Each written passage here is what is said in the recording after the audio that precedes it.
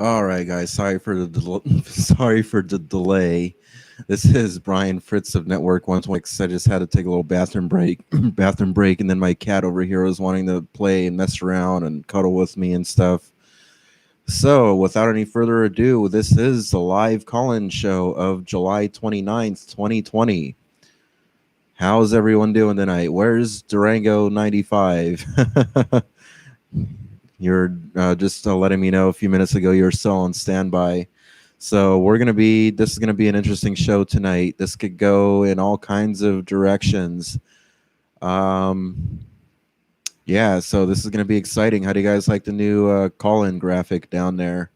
Right? Yeah, this whole thing kind of goes in with the theme of my blue light over there that I got at Home Depot when I got my Ethernet cable. I actually got that blue light. It's kind of an addition to my networking 126ing. All right, so let's see here. Durango 95. There you are. Calling now if you're ready. All right, yeah, let's go ahead and jump right into it. Let's make this show interesting. Go ahead and call Durango. I'll put you on right now.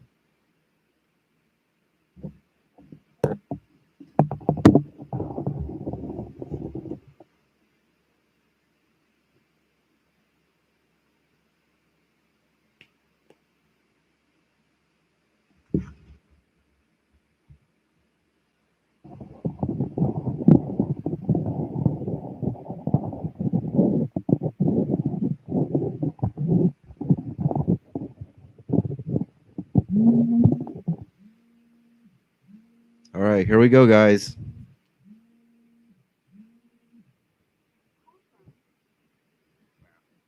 Durango 95. To accept, press 1. To send a voicemail, press 2. Hello, Durango 95. You are live on Network 126. All right. Hey, what's up? Hey. So for those refresh some memories out there, we had a call-in show before where you called in, and we did a pretty good, interesting show, but we got cut short with my internet connection. Yeah, that's the thing. Good old internet service providers. People in my area back here in Ohio have been complaining about that. And all of them's on the goofy side anymore. Well, as I'm sure you're aware, I'm on a hardline internet connection now, so yeah, we're not going to be having those problems anymore. Well, that's good. My cat's biting my foot right now. Ow. She does that. Yeah, I mean, the last segment was very interesting. I mean, the last live show. Oh, yeah. Yeah, for sure. Yeah. I mean, earlier this year, I'd even, told friends and family. I may have even mentioned it on the last broadcast that we did. I think it's been, about a week now, I think. So we had that basically what turned into a 2-hour special. But, I have thought that, the other side of summer is going to be really bad, especially, rent, anybody paying rent and, of course, mortgages and stuff. That's going to be terrible. And, yeah, it's really starting to come out in the mainstream a little bit that there's definitely growing concern about everybody basically becoming homeless all at once. Oh, yeah. And, yeah, that's a scary thing. I hate to kind of chuckle because I certainly don't want that to happen. It's more of a nervous laughter, if you get me. I totally get what you mean. The clip that you had from Columbus, Ohio, I mean, Ohio's, well, I mean, I guess to put it in layman terms, it really sucks. I mean, throughout central Ohio especially, I mean, we've seen rents, in my opinion, well, not even just opinion, but basic calculations. Because, see, the reason why I give some variance on it is because I'm actually 33 miles to the northeast of Columbus, Ohio. So I'm kind of more in a kind of a smaller town, and then there's rural areas surrounding it. So, I mean, the rents can vary, but I will say that rents and house payments, geez, if you want to take it on just 10 years, they've doubled. I mean, it's getting ridiculous. We're paying, no offense, but we're starting to see California prices soak in around here. Oh, wow. It's crazy. Wow. That's how you know it's gotten bad. Yeah. I mean, I call it California prices, but it's more so just going that way. I mean, because I know a lot of folks out there would totally scoff at, oh, you're saying, $800 to, over $1,000 a month. Get out of here. We paid that back in the 80s, But the thing is, you got to understand that, as little as 15 years ago, rent really wasn't that high around here. I mean, if you wanted, something relatively upscale, yeah, you would pay, $600 to $800 a month for it. But on average, you could totally survive well below 500. Now, to be fair, there still are some apartments that you can get that are, 550, 580. But no, on the other hand, you're in most cases going to pay in the uppers of 600, especially the way they've got their late fees set up. That's a damn scam. Oh, I know that those are just so enraging. Those late fees. It's like insult to injury. Well, the thing is, I can remember years ago, yeah, late fees existed. But, back in the world where everybody commonly got paid every week, the landlords and even apartment complexes and whatnot were a hell of a lot more flexible. It's like, as long as you got the rent paid in full by the 15th, no one cared. And a lot of the times, if there was a small fee, they would go ahead and waive it. Because as long as you pay your rent in that 30 days, who cares? But you had a grace period somewhere between the 10th and the 15th, commonly the 15th. And most utilities worked that way. But as we moved into the society of everybody has to stand around and wait on their pay for, basically 2 weeks, 98% of the time, it comes down to where you can't really pay the damn thing on time. So they know that most people are going to be late. And so now we're seeing, and we have been for several years now, late fees and the uppers of, $20, $30 in some cases. If you're lucky, it's right around $20. So, you're going to pay in many cases over 600. It's ridiculous. And that's just a hole in the wall place. It's nothing fancy. Yeah.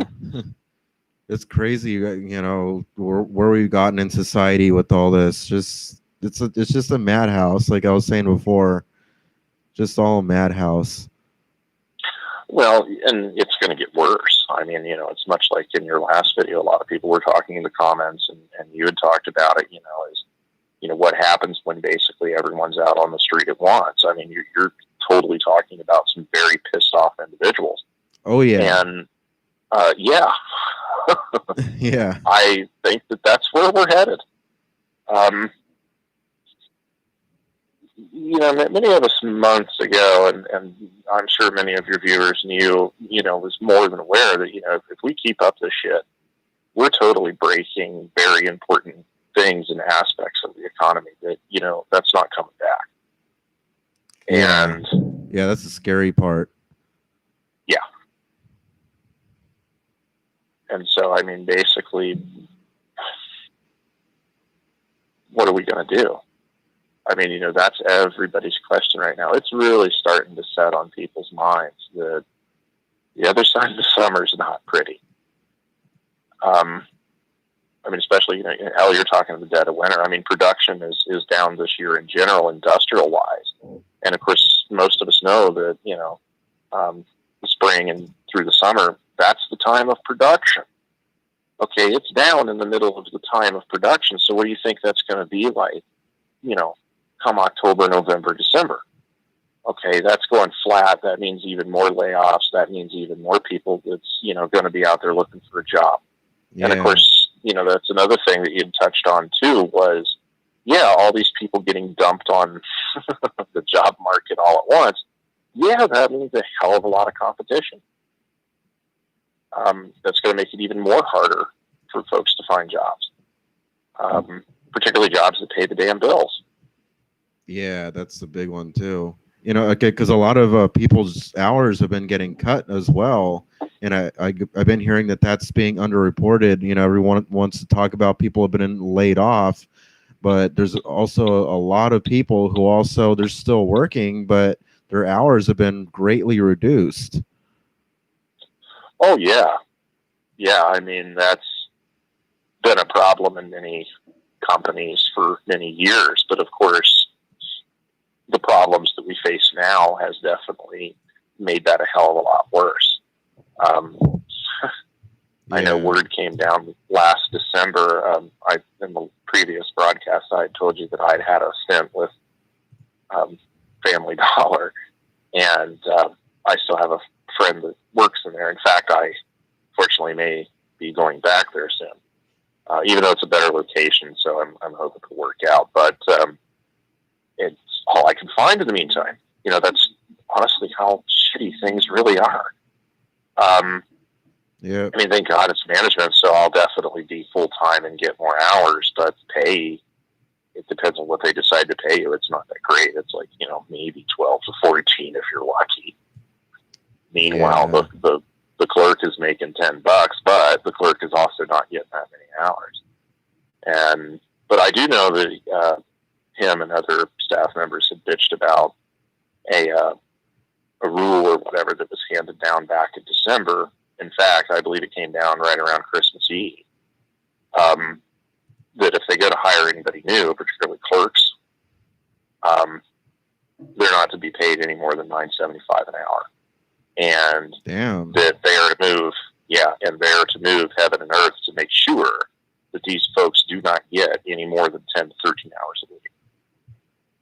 Now, the previous order was, at least when I was with the company, that the clerks were not to get any more than, like it was between 13 and 20 was the standard. But if you're down a person, okay, you might allow them to get 25, but you sure as hell ain't going to go to 30, or definitely over 30, and even if it's dire situations of staff reductions.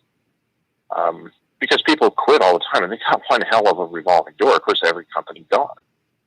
And that's what, management down there was very upset about, is because, they're already having a hell of a time enticing people to be clerks for crappy hours. Now they've just taken it from crappy to completely double shitty. And it's like, yeah, you're not going to get anybody in here. I mean, it's... Yeah.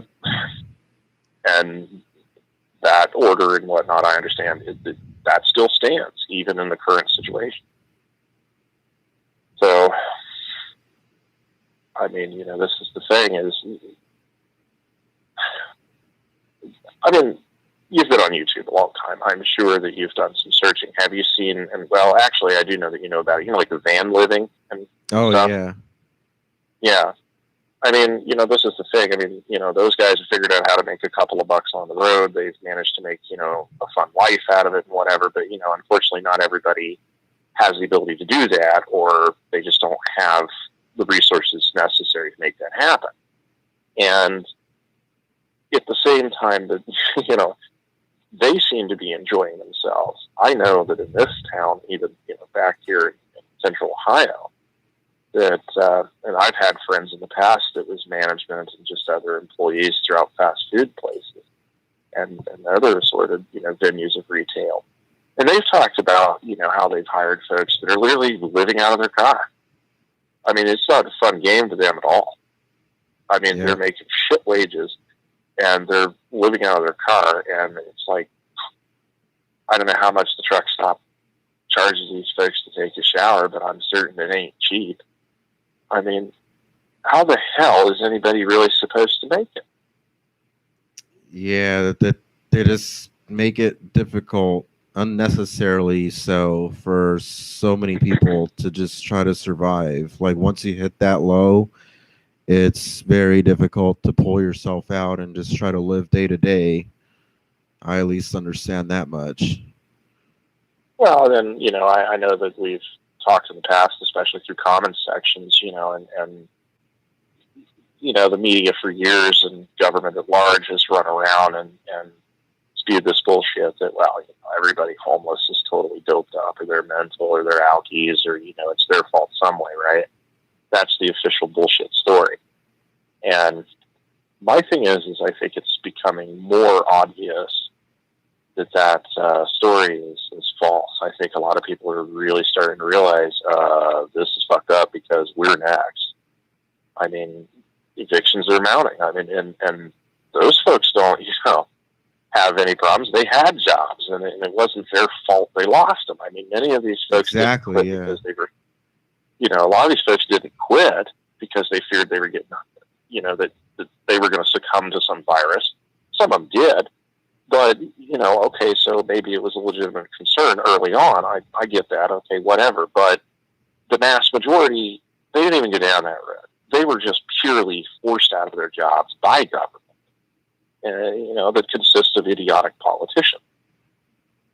And, one thing that really does piss me off in comment sections is folks who generally want to dickwag about how, well, they got this $600 extra on the unemployment list. And I'm like, yeah. But, they're also not the ones that forced themselves out of their job. And they're also not the ones that forced the $600 down their throat. Why don't you go bitch at the politicians? You're yelling at the wrong people. I mean, but that's how polarized the population has become, particularly in the political arena. Yeah. Yeah, it's crazy. Someone else is trying to call in, actually. I don't know who that is. I mean, the thing is it's like, I can see, some folks, they're upset about all the, debt and whatever that, we're taking on and all that stuff. And yeah, I mean, every little bit that they hand out, whether it's to a company or to a person, yeah, okay, that's going to contribute. Here's the problem. Even if they cut the $600 off, the government's still going to blow that amount of money. They're just going to hand it to the banks and the corporations. They're not going to save any money. That's not the agenda.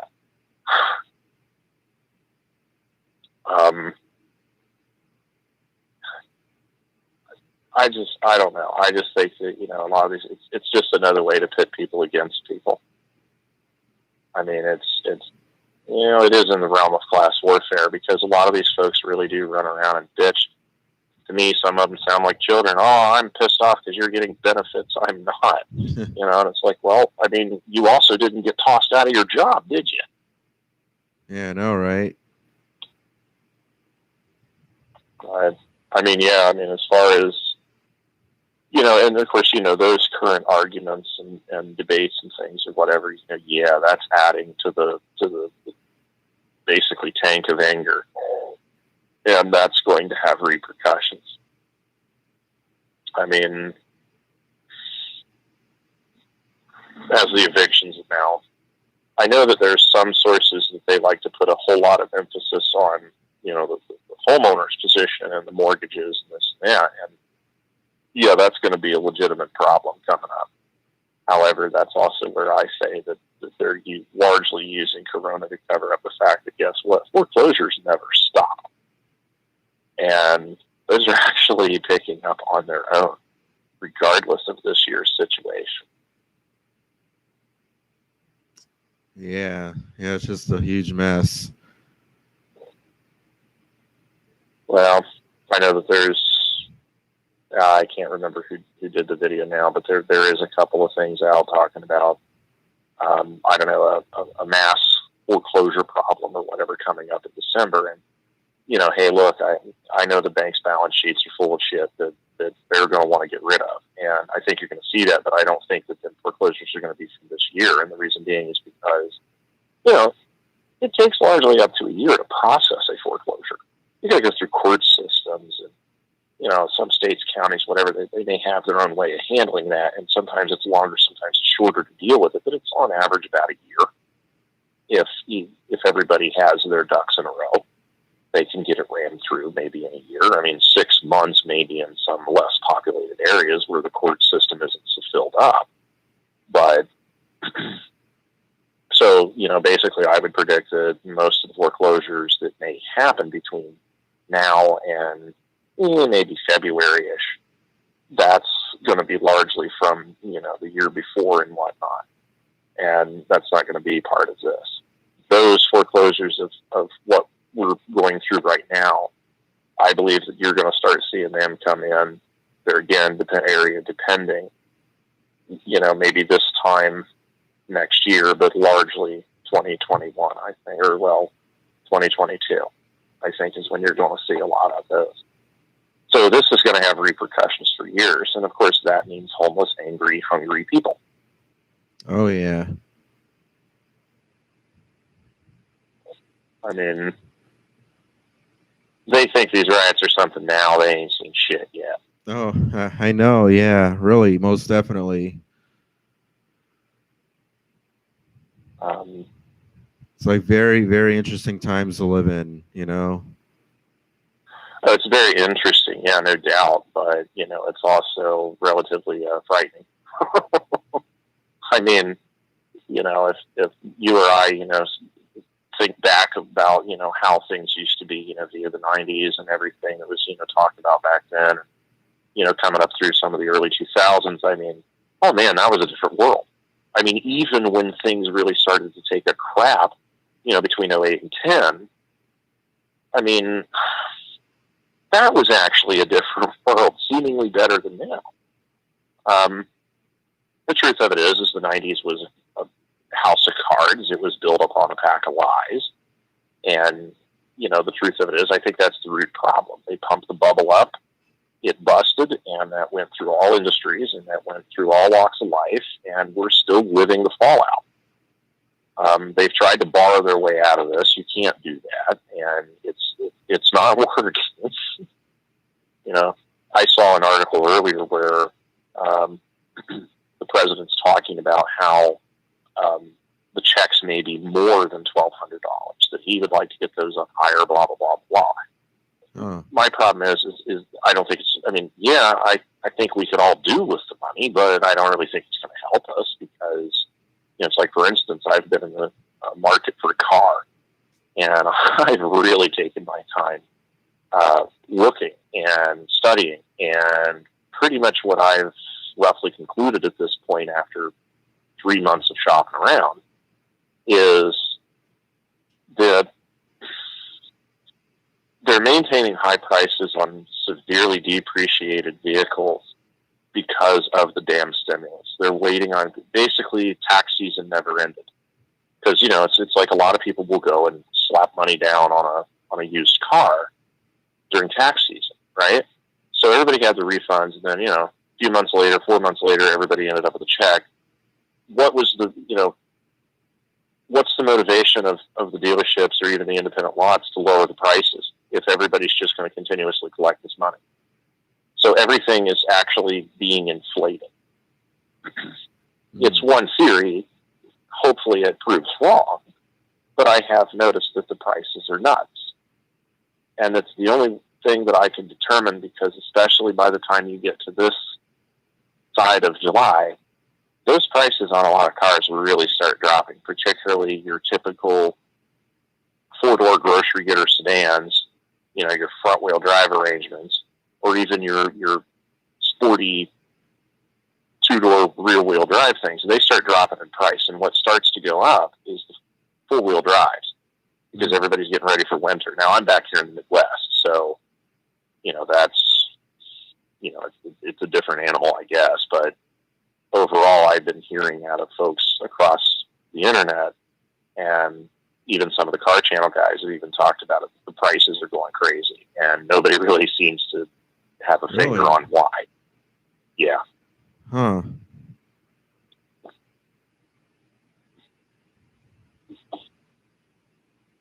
And, this is the thing. So it's what I'm kind of wondering is, and of course, yeah, we're going to have to wait and see. But I wonder, somewhere in the middle of this month or somewhere in September, okay, so everybody's going to get a big boost, a big check. They're going to extend the unemployment stuff. They're going to, so on the surface, here comes the help.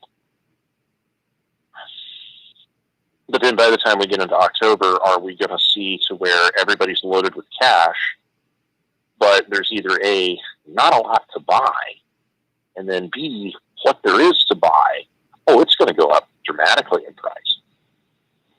Which means we're actually going to be no better off. I mean, and of course, that alone could spark all kinds of upheaval, especially when it comes to food.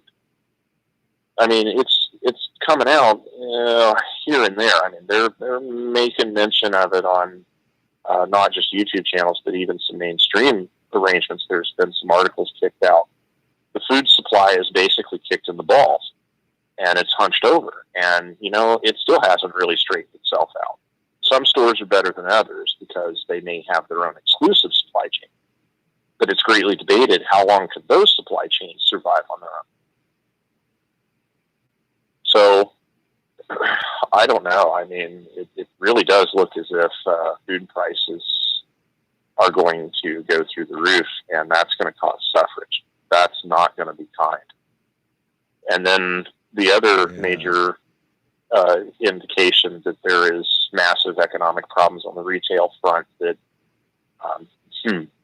definitely confirms that there's a certain amount of misery anticipated is the sheer fact that a lot of retailers aren't really plotting to do anything for Black Friday.